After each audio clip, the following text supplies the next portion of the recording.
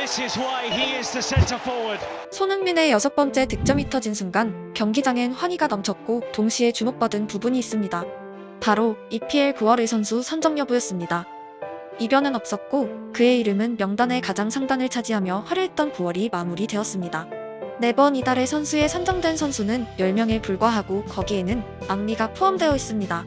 누군가에겐 그저 숫자에 불과한 이달의 선수가 왜 오랜 축구팬들에겐 만화책에도 그리면 안 되던 다른 세상의 이야기였을까요? 과거 아스널과 맨유가 초박빙 구도를 가졌을 때 이달의 선수 발표가 팬들에게 엄청난 주목을 받은 기억이 있습니다. 주요한 이유 중 하나는 앙리와 반니의 영혼의 맞대결 때문이었습니다.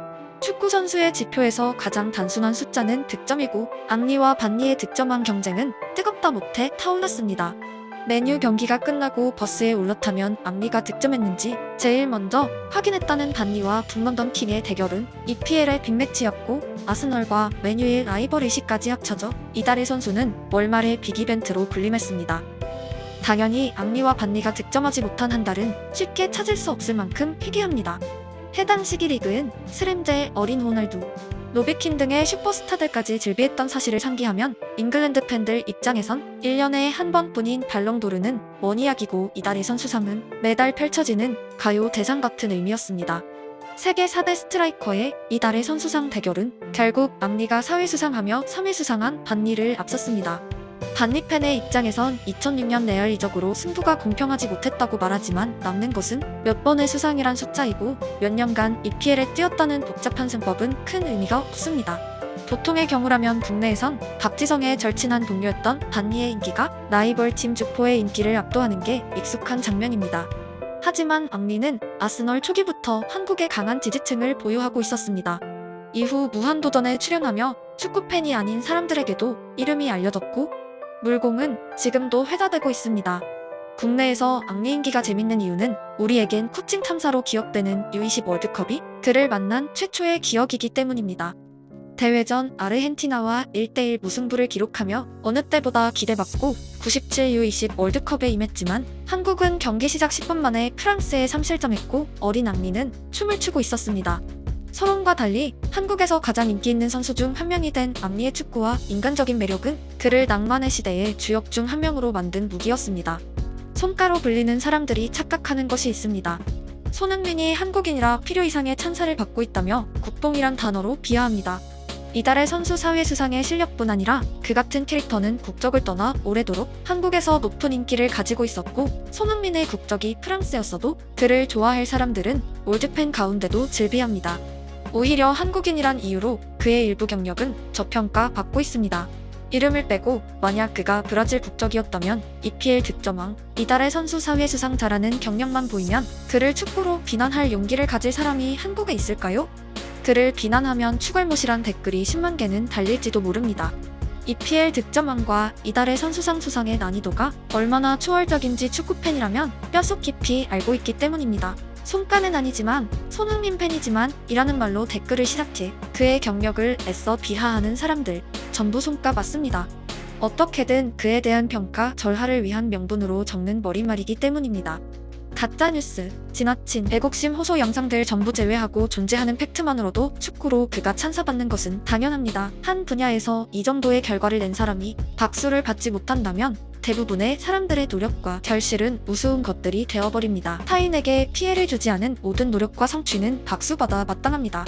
손흥민 팬이지만 다들 오버한다류의 말들은 이성적인 사람으로 보이고 싶어하는 비이성 그 자체입니다. 제 영상의 사보와 오브리그 일부 팀의 이야기가 포함된 이유는 모든 종류의 노력과 성취의 감흥을 느끼기 때문입니다.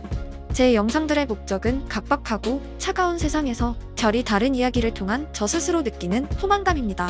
경악, 긴급 속보 같은 단어가 붙어야 클릭되는 사회에서 혐오감이 가득한 메시지에 수십만 명이 동조하고 피 튀기며 얻을 감정에 어떤 의미가 있을지 전혀 공감이 되지 않습니다. 손가와 악플러는 결국 같은 의미입니다. 평생 악플을 하나도 달지 않은 사람도 많지만 한 번 악플을 단 사람들은 평생 악플을 달며 살아갑니다. 손흥민을 비하한 사람들이 연예, 정치, 사회면 뉴스에는 온화한 말만 적는 사람들일까요? 세상을 떠난 많은 사람들이 받은 마음의 상처는 수많은 사람들의 손가락에서 시작되었고 그들은 자신이 살인에 가담한 사실도 모른 채 이 정도면 자신은 TV에 나오는 악플러는 아니다고 착각하고 있습니다. 혐오는 강한 전염성을 가지고 있습니다. 나치의 괴벨스가 독일을 하나로 묶은 힘은 라디오, 단순한 메시지 그리고 혐오감이었습니다. 혐오는 역사 내내 인류의 주적입니다. 응원은 내가 아닌 타인이 잘되면 좋겠다.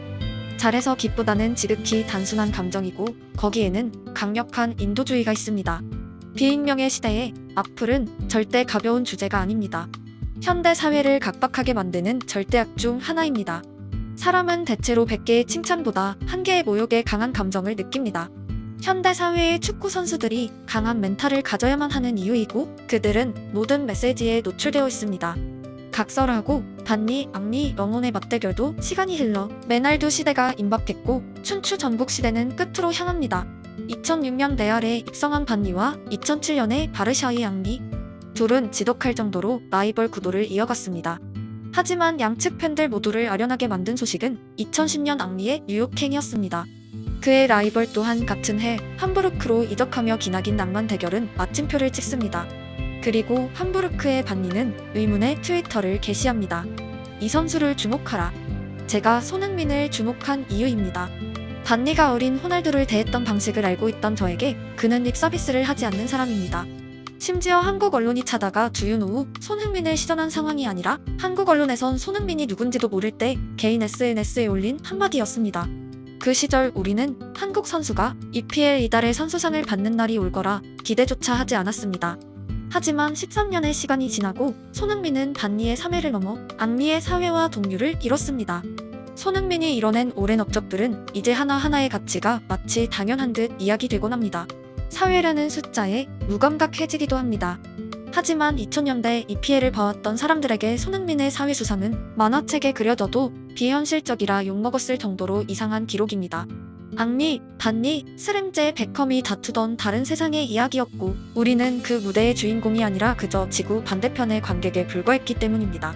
오래도록 축구를 좋아한 한 명으로 저에게도 EPL은 다른 나라 사람들의 이야기였고 저와 같은 국적의 사람이 없더라도 충분히 재밌는 리그였습니다. 제라드의 골에 환호했고 악리 반니의 경쟁에 타올랐습니다. 손흥민이 알려준 것은 같은 나라 사람으로 가지는 자랑스러움 이전에 안 된다고 생각했던 레벨도 언젠가는 갈 수 있다는 가능성입니다. 축구를 잘한다고 생각했고 어린 시절에 누군가 한국 유망주가 레알급이라 말하면 불가능한 이야기로 막연히 생각했습니다. 하지만 지금은 이강인 같은 유망주를 향해 누군가 언젠가 발롱도르를 탈 거란 댓글을 달아도 왜 안 되라는 생각입니다. EPL 이달의 선수상 사회수상은 저에겐 그만큼 거대한 결과이고 0명과 1명의 차이는 절대적입니다.